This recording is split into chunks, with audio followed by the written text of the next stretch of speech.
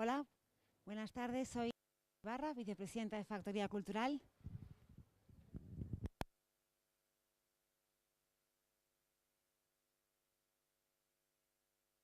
¿Oye? ¿Se oye ahora? ¿Ahora sí?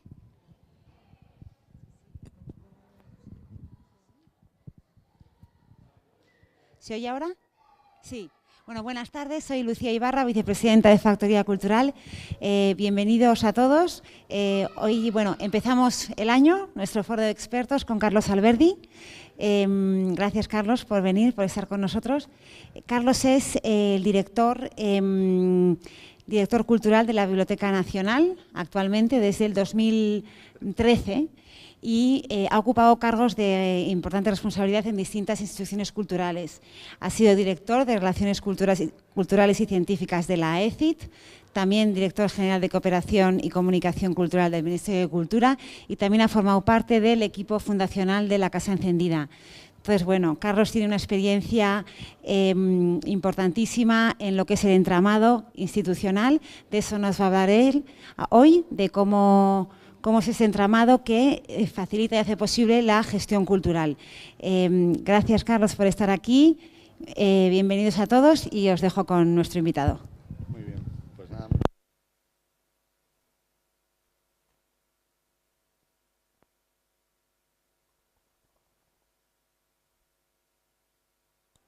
Sí, ahora ya me oís mejor. Bueno, como estamos en familia, ¿no? Yo lo que traía preparado, había dicho que el título es Institucionalización de la cultura y gestión cultural.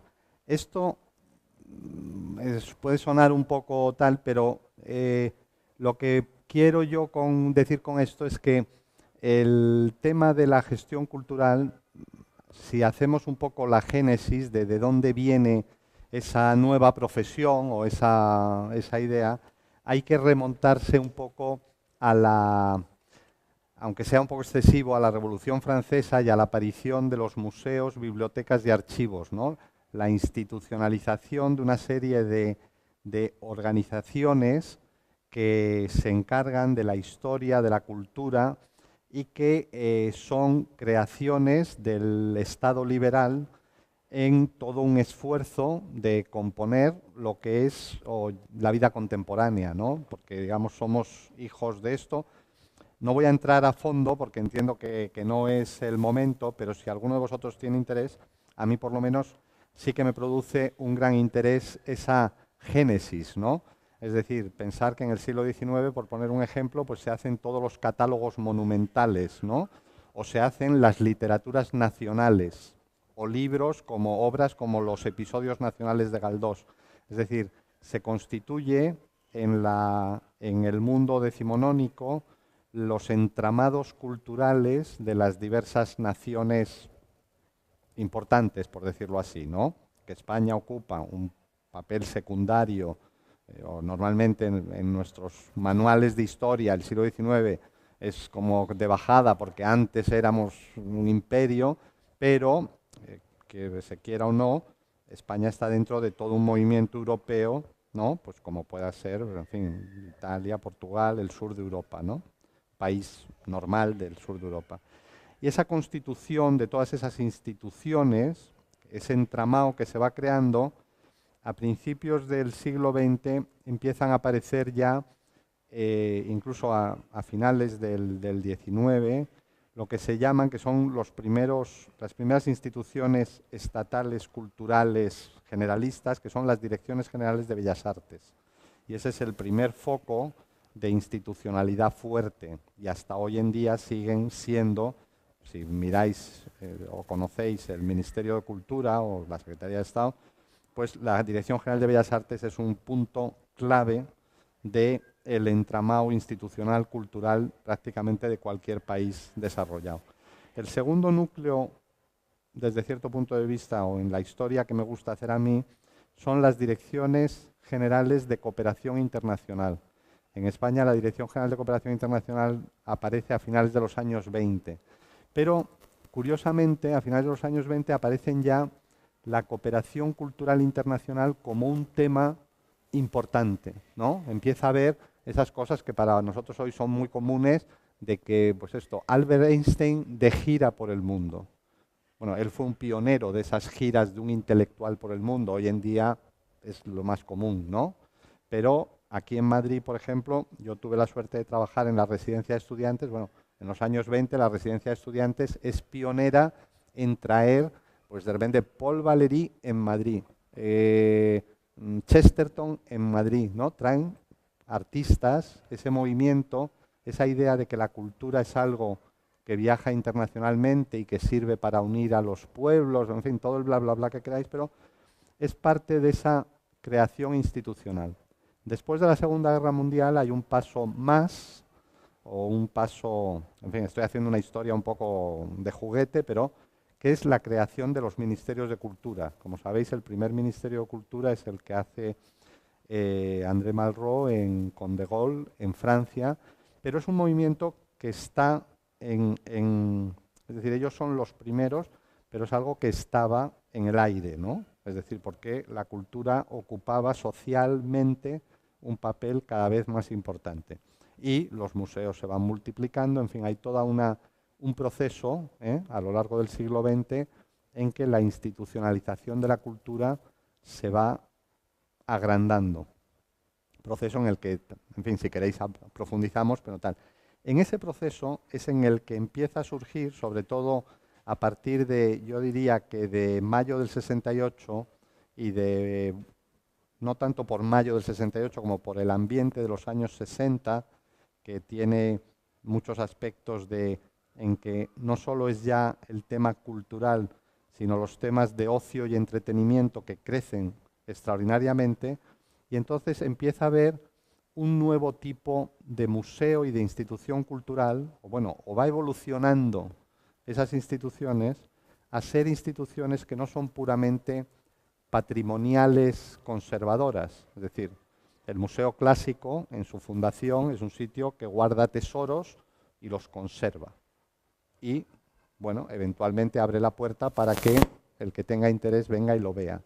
El museo, a partir de los años 60-70, es un lugar que guarda tesoros, trabaja sobre ellos, investiga sobre ellos y tiene como la obligación de comunicarlos, de ponerlos, intervenir socialmente a partir de esa... Y quien dice museos, dice las casas de cultura, toda una serie de instituciones que empiezan a aparecer en toda Europa, Estados Unidos, Japón, en el mundo más desarrollado, ¿no? Entonces hay esa parte que a mí ese inicio, si queréis, de la conversación, que es que en ese contexto aparece un nuevo tipo de profesional. Es decir, ya no vale el conservador de museos clásicos, el bibliotecario, el archivero, se quedan chicos, ¿no? Se quedan chicos porque el oficio, digamos, de dirección de un museo del Prado, que estábamos hablando ahora, o de un centro cultural de barrio, porque al final es lo mismo, ese oficio requiere de unas habilidades que no son solo las de un conocedor del tesoro que uno está guardando, ¿no? Y de su historia, sino que hay unas habilidades nuevas, las habilidades gerenciales, ¿no? Porque estos museos crecen y son, aparte de todo, pues en fin, entidades económicas que requieren búsqueda de patrocinio, manejo de personal, en fin, todo lo que podáis imaginar. Hay unas habilidades evidentemente patrimoniales clásicas, ¿no? Hay que conocer la historia del objeto, su procedencia, en fin, todo lo que podáis imaginar, que era lo que antes se le daba la prioridad.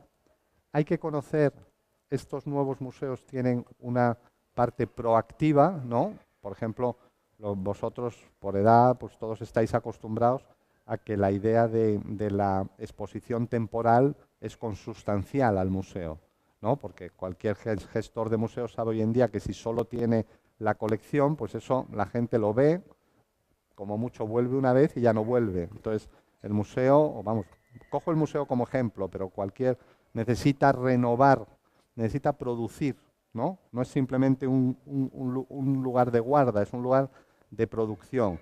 Y las habilidades de producción ya son distintas a las simplemente conservadoras patrimoniales. Y luego, las instituciones, cada vez más, ¿no? Porque ya nos ponemos en el siglo XXI, las instituciones son, dentro del conjunto de una vida social muy intensa comunicativamente, son emisoras de mensajes. Desde un cierto punto de vista, vosotros o yo os invitaría a pensar en el Museo Reina Sofía o en la Biblioteca Nacional como un emisor de mensajes. Mensajes sociales, pero que se expresan a través del programa de exposiciones, a través de las donaciones que buscan, a través de, en fin, la manera que tienen de comunicar con la sociedad. Y eso requiere un nuevo profesional que esté a la cabeza de esto, porque claro, por ejemplo, en el tema este, que es hoy en día básico, y es fácil de ver que muchos periodistas, por ejemplo, o gente con formación periodística, pues juega un papel importante en temas de gestión cultural. ¿Por qué? Porque el tema de la comunicación es un tema clave en la vida de estas organizaciones. Y luego hay también que ver que estas organizaciones juegan un papel como emisores de mensajes, un papel, digamos, ideológico, ¿no?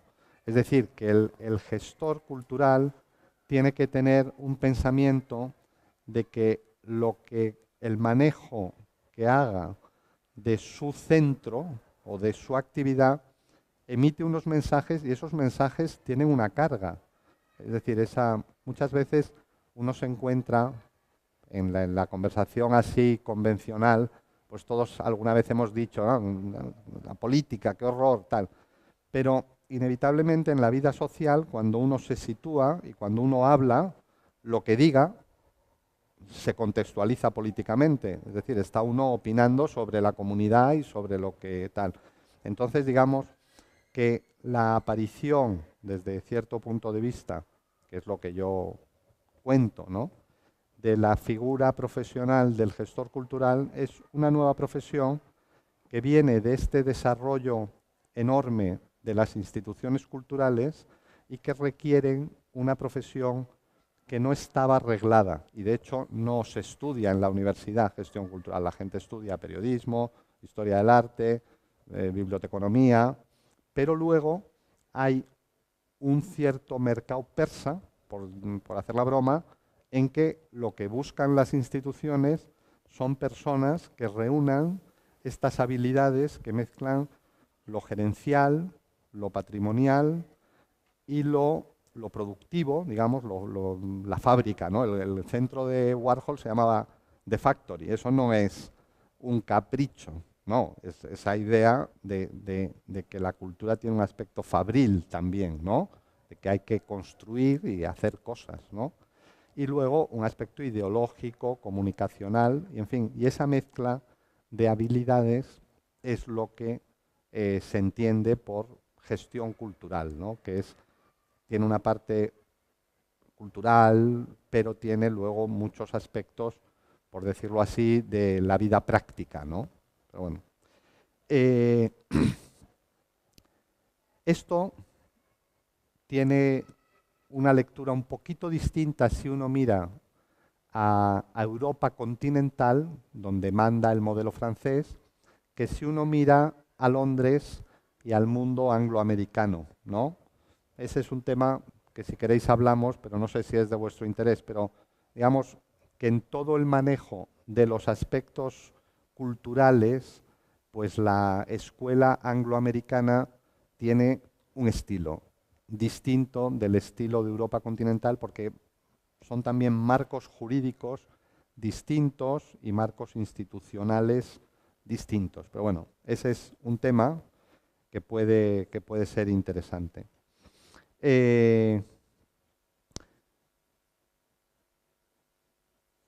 Los otros temas que yo puedo, si os apetece hablar, es, digamos, de los casos prácticos en que yo me he visto envuelto, ¿no?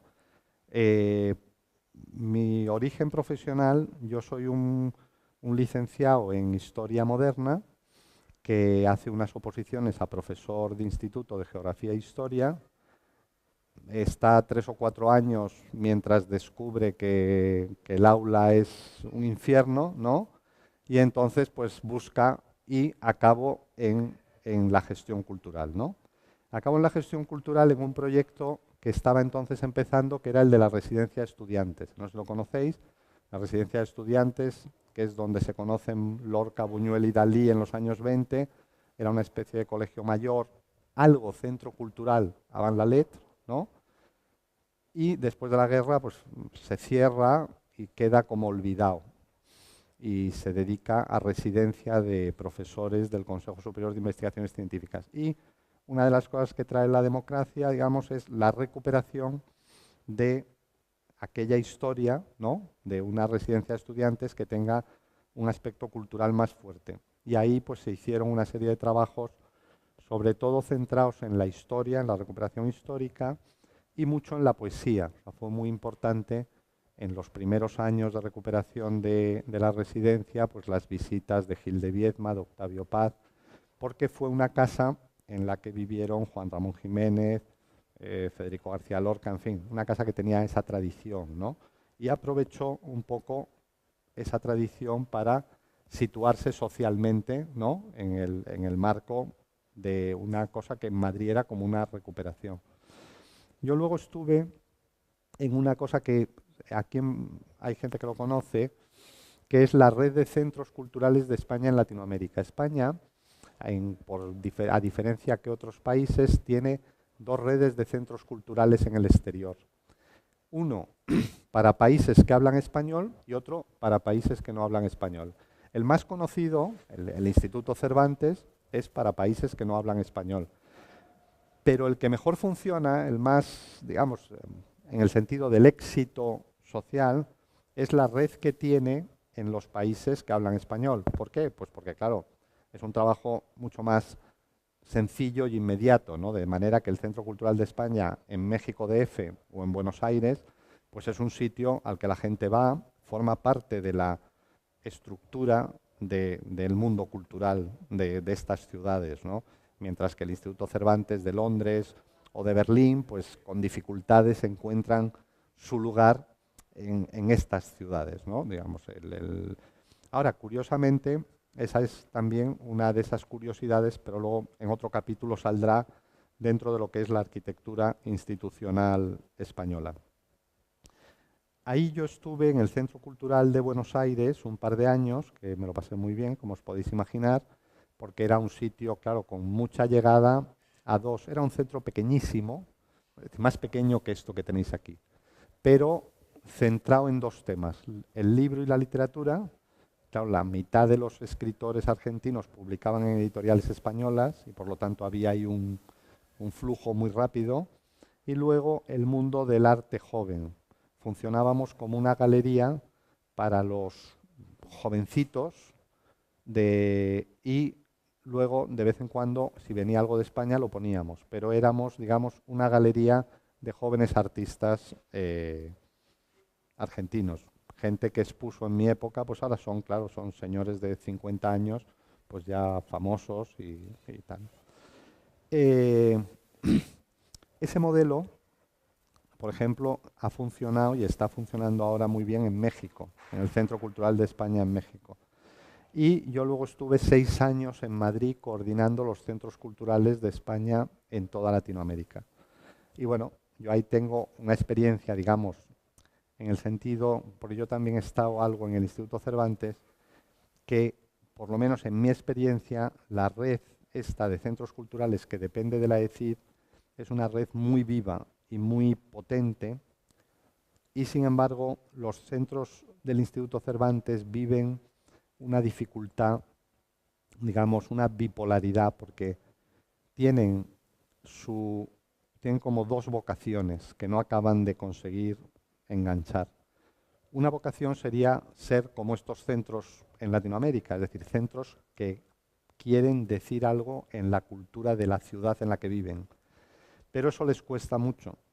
Y tienen otra vocación que es ser centros al servicio de sus clientes, es decir, de la gente que quiere aprender español en esas ciudades. Esa contradicción les genera muchos titubeos y muchos problemas. No sé si alguien querrá hablar de eso más adelante, pero bueno, ese es un tema que no deja de ser importante, sobre todo en ese aspecto de proyección internacional de la cultura, que es una cosa que preocupa porque la cultura cada día es más internacional y por lo tanto el entramado institucional, evidentemente la gente, el que se busca la vida se la buscará, pero los países tienden o tienen la obligación de generar un entramado institucional que facilite en lo posible ese tráfico, ¿no?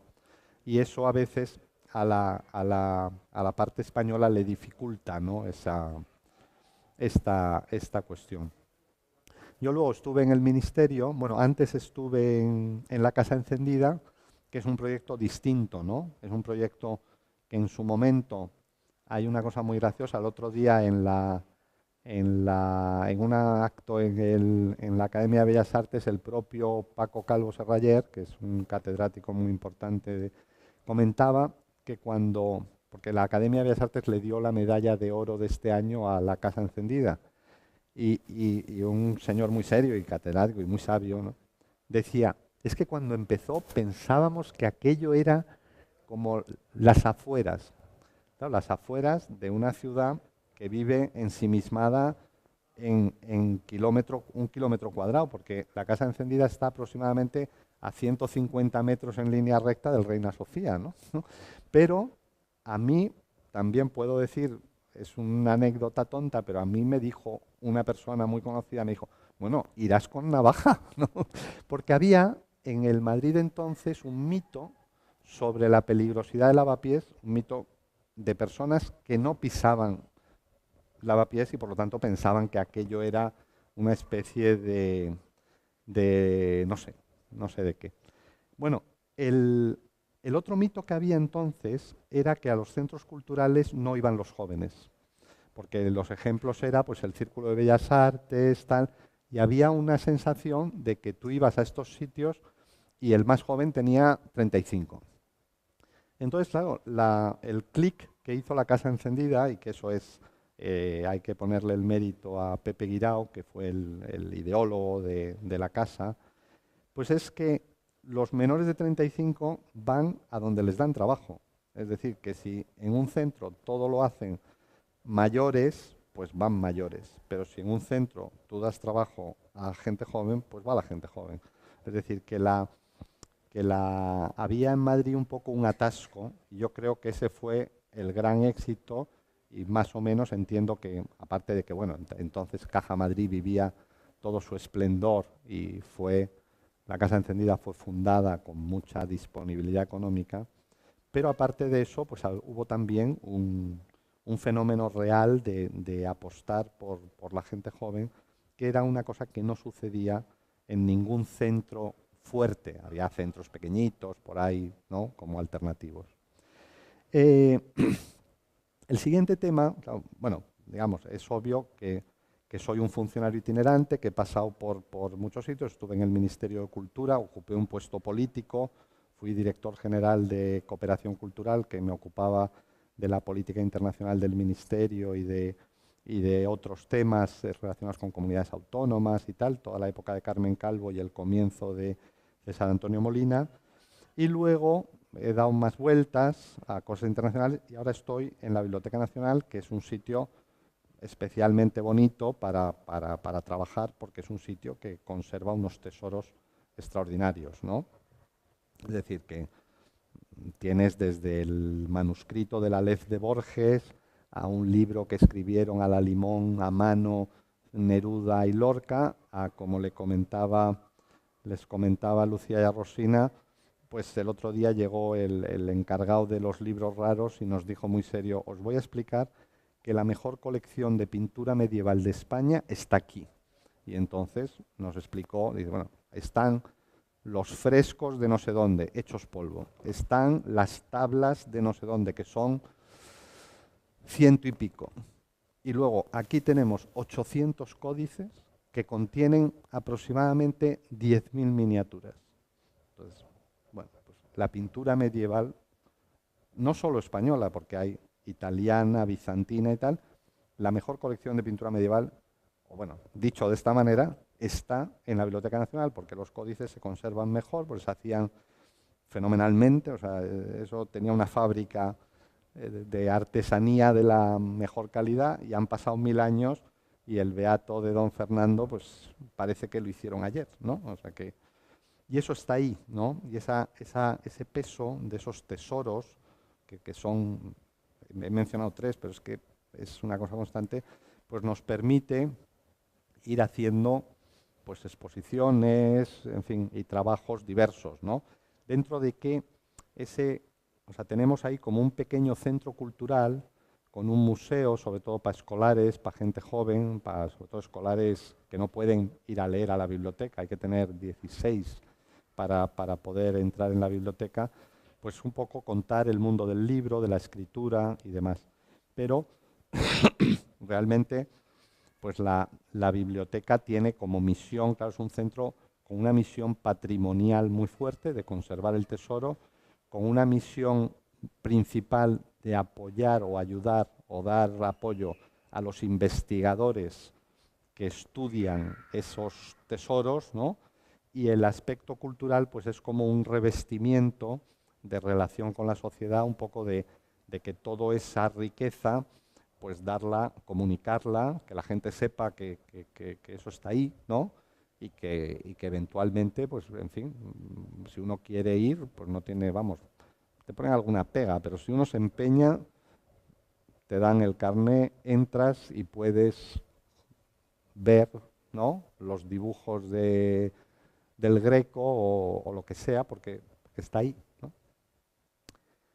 Que es también, eso no se sabe mucho, pero claro, es una biblioteca que no solo tiene libros, tiene una colección de mapas extraordinaria, una colección de dibujos que es tan buena como la del Prado o algo mejor. En fin, son 1000, porque son 1000 colecciones que se han ido juntando, ¿no? A lo largo del tiempo. Bueno, dicho eso, de los ejemplos prácticos, que si queréis podemos hablar, hay otro tema ya un poco más estructural que es, bueno, la arquitectura institucional de la cultura española, ¿no? Es decir, cómo está organizada en España la institucionalización cultural y sus debilidades y sus fortalezas, ¿no?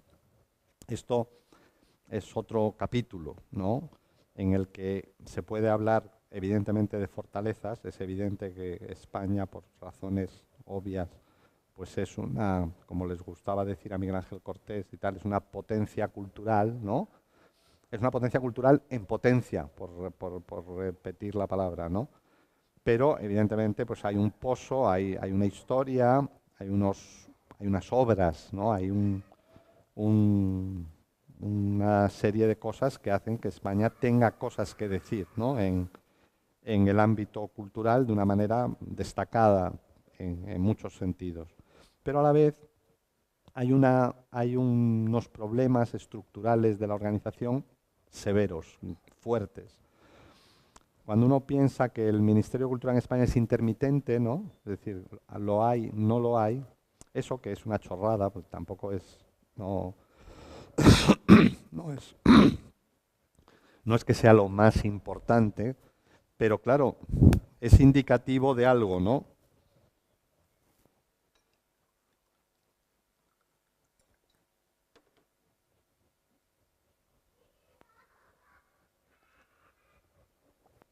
Y es indicativo de que no hay un consenso entre las fuerzas políticas con capacidad de...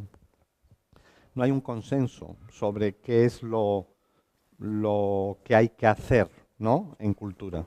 Y entonces, si vosotros os fijáis, al que le interesen estas cosas de institucionalización, pues claro, tú tienes un Ministerio de Cultura, pero llega un señor, por ejemplo, y dice, yo quiero una ley de mecenazgo. No, la ley de mecenazgo no la decide el ministro de Cultura. Yo le decía a mis amigos, cuando llegó La Salle, uno que llegó hace poco, yo voy a hacer una ley de mecenazgo. Yo decía, mira, Carmen Calvo, con la que yo trabajé, habló una vez de mecenazgo y se dio cuenta inmediatamente que estaba hablando de algo en lo que ella no decidía. Decidía el ministro de Hacienda. Dejó de hablar. Porque dijo, ¿para qué voy a hablar yo de una cosa que luego me la torpedean? Y este señor Lasalle pues le ha pasado algo parecido, ¿no? Dijo, yo voy a apoderarme, la cultura va a dirigir el Instituto Cervantes. Claro, él dijo eso, pero inmediatamente el ministro de Asuntos Exteriores, que le nombraron a la vez que él, lo primero que hizo fue dejar claro que el Cervantes era suyo, ¿no? Es decir, el Ministerio de Cultura es un ministerio muy pequeñito rodeado en determinados temas de ministerios más fuertes. El principal, el de Hacienda, evidentemente, que es el ministerio de verdad, ¿no? En todo caso, ¿no? Ya sabéis ese chiste de que todos los ministros lo que tienen que hacer es negociar con el ministro de Hacienda, ¿no? Porque es el que de verdad reparte lo que importa. El segundo importante, vosotros pensar, en España hay un producto que está en Francia hay algo parecido, pero bueno, aquí hay un Ministerio de Cultura bis, que es Patrimonio Nacional, que tiene sus propios museos, su superbiblioteca en el Escorial y depende de Presidencia del Gobierno. Entonces, el Ministerio de Cultura no tiene nada que decir. Ha habido hace unos meses un conflicto curioso, ¿no?, entre el Museo del Prado y el nuevo Museo de las Colecciones Reales, que afortunadamente se ha decidido, digamos, o se ha solventado a favor del Museo del Prado, pero haya habido un pulso que indica cómo las capacidades del Ministerio de Cultura llegan hasta cierto punto, pero hay otros. Luego, el Ministerio de Industria, por ejemplo, pues es un ministerio que prácticamente, mientras que gasta cantidades muy importantes en aspectos industriales, no considera a la cultura como una industria. Es decir, que ahí más bien se quita de en medio, ¿eh? Y no quiere o trata en general de no entrar. Y por no seguir, ¿no? Pero el Ministerio de Educación, digamos, el Ministerio de Cultura es un ministerio muy pequeñito, rodeado de gigantes y que en muchos casos no es el dueño de lo que uno pensaría intuitivamente que son sus competencias, ¿no? Es decir, toda la competencia exterior es de exteriores, tema de mecenazgo es de Hacienda, los temas industriales son de industria y eso da lugar pues a una institucionalidad muy débil, ¿no? Muy frágil, porque realmente, digamos, la posición del que sea responsable, ya sea ministro o secretario de Estado, es la de un poco mendicante, ¿no? De pedir a ver si le hacen un hueco, ¿no? Pero no tiene mucha capacidad real de decisión. Y yo creo que ese es un tema importante. Tema que a la vez, también hay que decir, la cultura española es una cultura fragmentada o no demasiado articulada. Es decir, no hay sindicatos u organizaciones profesionales importantes transversales. El mundo del libro tiene alguna organización potente, sobre todo la Federación de Gremios, ¿no? Porque es la gran industria que España tiene, cultural, es el libro. Luego lo demás es todo pequeñito. Hubo una organización relativamente potente en el campo del teatro y la música, que fue la SGAE, ¿no? Y que en las guerras estas de la propiedad intelectual prácticamente pues está en la UBI, ¿no? Digamos, sigue existiendo, pero no tiene nada que ver. O sea, pensar que hace 25 años la SGAE mandaba, de verdad, mandaba mucho, ¿eh? Y hizo cosas extraordinarias, por ejemplo, con Latinoamérica tenía una red muy potente, la música cubana se veía en el mundo, circulaba en el mundo gracias a través de las redes de SGAE. En fin, pero bueno, por razones diversas, porque digamos, no solo fueron los problemas de tal, sino pues es una organización que ha quedado muy debilitada. Y eso es un tema que a mí pues personalmente me interesa porque entiendo forma parte de mi experiencia, ¿no? De la articulación de la cultura española y los problemas que tiene. Y luego, bueno, otro capítulo, pero voy rápido porque esto si no ya llevo ya hablando mucho, ¿no? Es cuáles son las polémicas así grandes que yo veo en la cultura. Esto ya es una cosa más personal, pero sí que entiendo que está polémicas en un sentido general, me entenderéis al decirlas, ¿no?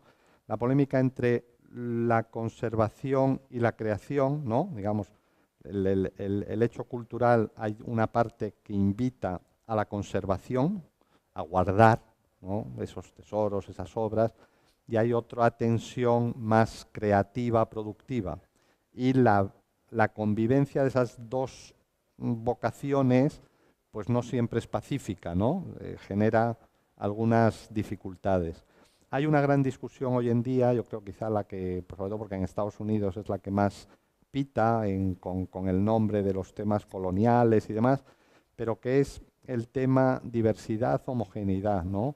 Es decir, el mundo, desde cierto, lo miras, hay una manera de mirarlo que dices, bueno, el mundo cada vez es más diverso, ¿no? Y hay otra manera de mirarlo que dices, el mundo cada vez es más homogéneo. ¿Por qué? Pues porque las dos cosas son verdad, ¿no? Y porque ahí hay un poco un lío, ¿no? Un lío de las idas y venidas justamente de la cultura. Por un lado, la homogeneidad es perversa si la ves desde cierto punto de vista, en que dices, bueno, es que se imponen los cánones que no me gustan, ¿no?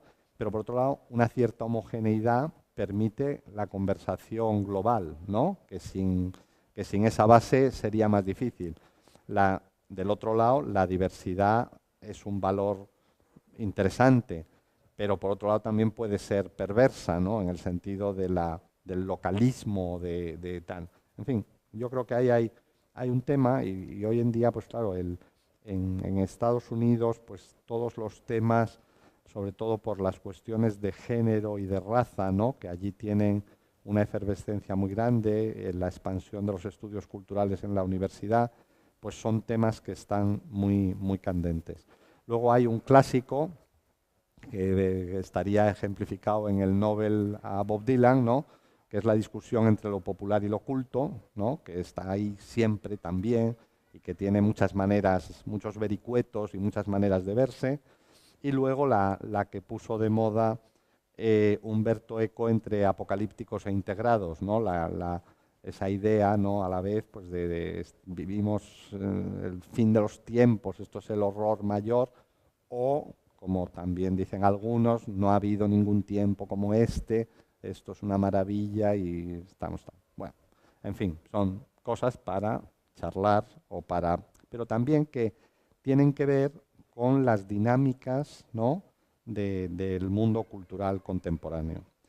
Y por último, el último capítulo de mis intereses es, digamos, un poco, pues, qué es lo que viene o qué cosas. A mí hay una cosa que lo que pasa es que, como todo, pues es contradictorio, ¿no? Pero sí que, digamos, lo institucional, yo vivo en lo institucional, me muevo en lo institucional, estoy ahí todo el día en la Biblioteca Nacional, pues claro, es decir, la gente viene a verme y yo recibo en un despacho que, vamos, no os podéis ni imaginar, o sea, hay un cuadro del siglo XVII, o sea, es como una cosa pesada y sólida, ¿no? Ahora, a la vez, esa pesadez y esa solidez de lo institucional es muy costosa, los movimientos son muy lentos, ¿no? Y, por otra parte, las posibilidades hoy en día de institucionalización rápida o, digamos, de creación de núcleos de trabajo ligeros son muy grandes, ¿no? Hay gente que habla del centro cultural virtual, ¿no? Digamos, la capacidad de, con muy poco y en muy poco tiempo, pues montar cosas. Yo no sé cuánto tiempo lleváis aquí, pero bueno, aquí habéis montado vuestro particular Vietnam en 3 años, ¿no? Y tenéis ahí un espacio. Hay un ejemplo quizá un poco tal, pero yo creo que bastante evidente. Una cosa como es Podemos, aunque nos vayamos al mundo de la política, en 3 años, ¿no?, ha pasado de la nada a ser pues un elemento del día a día de la vida política española, ¿no? ¿Por qué? Porque a la vez que entrar a una institucionalización sólida es prácticamente imposible, es decir, y llamo institucionalización sólida a tener un edificio, un personal, un tal, ¿no? Las institucionalidades que, por hablar de Bauman, podríamos decir líquidas o aéreas, ¿no? Son, hoy en día están, digamos, mediadas por lo digital, un poco al alcance de la mano, ¿no?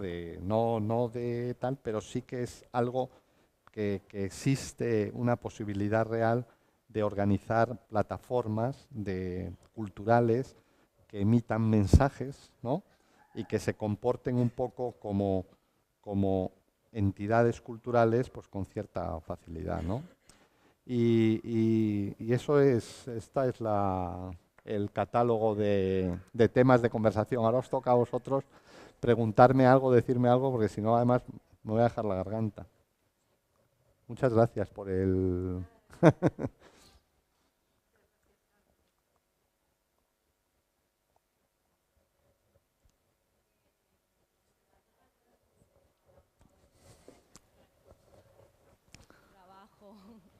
Bueno, eso es lo más difícil, ¿no? Decía, hay una cita de La Rochefoucauld que uno da buenos consejos cuando no puede dar malos ejemplos, ¿no? Y bueno, es un infierno, ¿no? Tal. Yo hay digamos, los lugares comunes, las becas y las prácticas institucionales que sirven para ver desde dentro los lugares, pero que luego tienen, pues claro, unos límites temporales que son tal. Y luego, pues claro, el lugar común de tratar de organizar algo propio. Pero claro, eso a la vez pues es arriesgado, difícil, incierto, ¿no? Bueno, ya lo sé, por eso. Un poco cuando... Ah, perdón. Pero es que claro, como no antes hay... no nos funcionaba. Sí, la cuestión es que pues todos hacemos un máster o cada uno de su Claro. manera, ¿no? Y entonces luego llega el punto que a veces que no hay trabajo. O sea, Sí, te sí. vas a buscar y todo es como muy abstracto en gestión cultural, porque es que ves ofertas que dices que no Sí. sabes. Y no sé si realmente Bueno, yo creo que... hay trabajo. No hay trabajo. No hay trabajo. Vamos, hay poquísimo trabajo, ¿no? Porque se ha cortado el trabajo. Digamos, hace 8 años aquí hubo un clac y no parece que salgamos de ese clac. Claro, yo qué recomiendo a mis gente cercana, ¿qué tal? Pues dos cosas, que son dos obviedades y que no resuelven nada, pero una, viajar. Es decir, aprovechar para viajar, porque siempre cuando viajas estás dispuesto a vivir con lo justo, no sé, tal, y ves mundo, ¿no? Que viajar yo creo que eso... Y hoy en día viajar ha mejorado mucho de precio, digamos, es más barato. Para los de mi generación, que nos costó más viajar, bueno, también viajábamos a dedos. Y lo otro es un poco inventarse plataformas, ¿no? Que lo que pasa es que tiene, pero bueno, pues es, en fin, inventarse una revista, tratar de inventar algo donde poder contar ese malestar o ese no encontrar, ¿no? Buscar un poco porque el hacer una plataforma es también buscar unos socios, ¿no? Gente que esté más o menos en una situación parecida y que quiera contar algo parecido, ¿no? El problema es que de eso tú montas 10 y a lo mejor sale una, o ni siquiera, ¿no? Pero yo creo que es que no queda mucho más remedio, ¿no? Sí, porque por ejemplo, está Madrid Destino, que sí que tiene una plataforma, o sea, dentro de la página web hay una plataforma de empleo y bueno, ahí solicitamos. Sí. Pero no sé si, por ejemplo, la Comunidad de Madrid tiene, porque por ejemplo los teatros del Canal y todo esto, no sé si tienen también otro espacio donde, o si hay alguna manera de opositar, manera, no lo sé. Sí, no, a ver, es que es difícil de entender. Sí, no, a verlo, haylo, pero te quiero decir que las oposiciones sacan muy pocas plazas y son muy lentas de resolver, ¿no? Es decir, que existen las oposiciones a conservador, que saca el Estado, o la comunidad sacará alguna también. Bueno, pero claro, eso ¿sí? tiene su complicación, tienes que tenerlo muy claro, que eso es lo que te gusta, porque te tienes que poner a estudiar a lo mejor 2 o 3 años sin que nadie te garantice que eso va... No lo sé, no tengo la solución. Muchas gracias, Carlos. Ha sido muy interesante. Y lo bueno de esto es que como hacemos streaming, pues te podemos escuchar porque ha sido una lección en torno a lo que representa la cultura en España y su estructura, eso no cabe duda. Yo quería preguntarte, es desolador el panorama en cuanto a la presencia y la importancia, sobre todo de las artes visuales en el mundo. ¿Qué va a significar, crees tú, el mundo digital para las artes visuales? ¿Tú prevés que haya un cambio porque haya una incorporación de artistas, de museos, de publicaciones en ese entorno digital o no? ¿O tú no crees que estamos siendo suficientemente activos? La segunda cosa, y eso va por ti, sí, porque nos preocupa mucho el trabajo y las iniciativas. Lo que decía Carlos, enfocarte, estudiar, no tener miedo y moverte mucho. Eso lo decía la señora Obama, Michelle Obama, que estuvo espléndida en su discurso de despedida desde la casa de White House. Espléndida estuvo.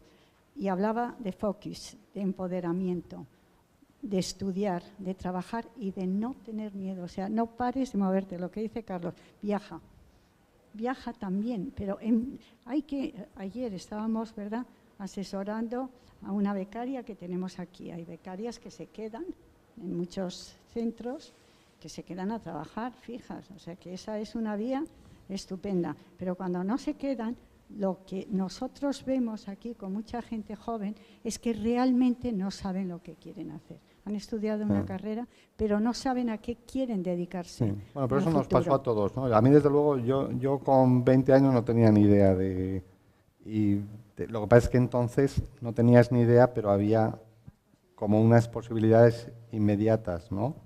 De tal. No lo sé, yo lo de que me preguntas de lo digital, yo no tengo ni idea, porque hablar del futuro es arriesgadísimo, te equivocas siempre, ¿no?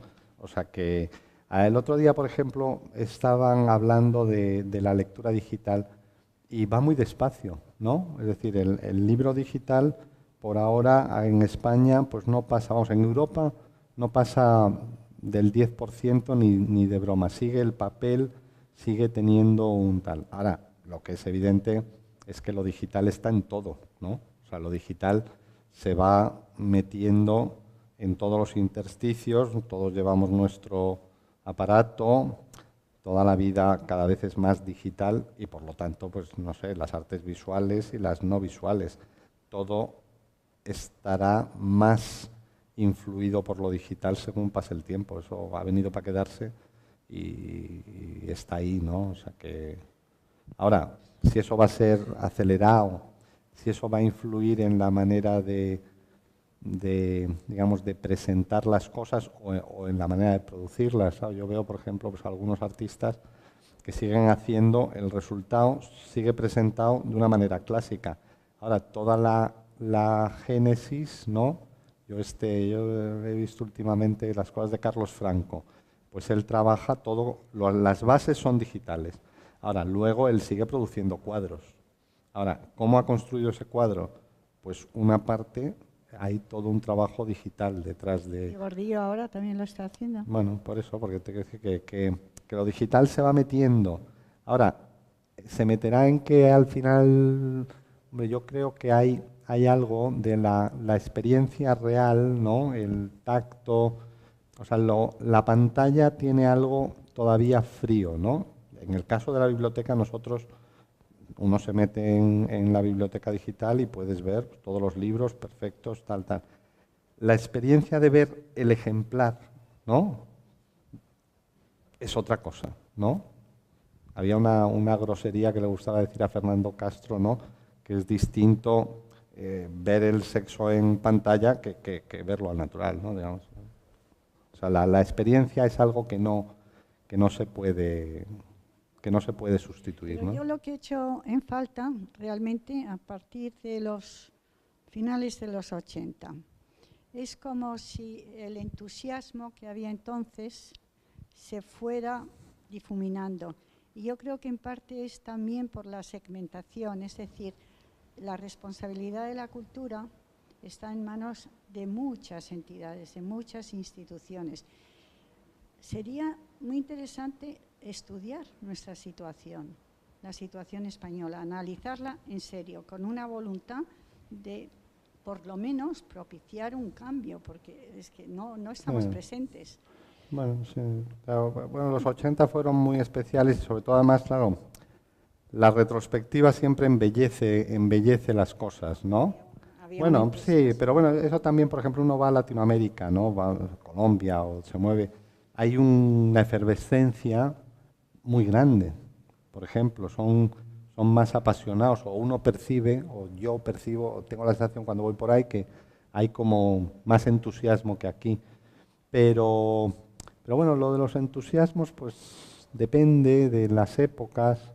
Y claro, te quiero decir, en una situación como ha habido aquí ahora últimamente, de eso, de la desaparición del trabajo, pues claro, es difícil mantener, ¿no? Es un poco, yo entiendo que hay un cierto pasmo porque claro, ¿no? ¿Qué hace uno, no? Esa pregunta, ¿no? Especializarse también, ¿eh? Bueno, sí, pero claro, si solo hay 3 sillas, pues si somos 300, pues claro, entra un poco un cierto, ¿no? Un desánimo, ¿no? O sea, que es también comprensible, ¿no? Pues, Carlos, gracias infinitas por esta... Como dice Rosina, te podemos escuchar en streaming. Muy bien. ¿Hay alguna pregunta más del público? Pues yo os ofrezco que pasemos al fondo de la sala a tomarnos una cerveza y, bueno, podemos seguir charlando ahí. Muchas gracias, Carlos. A vosotros. Gracias.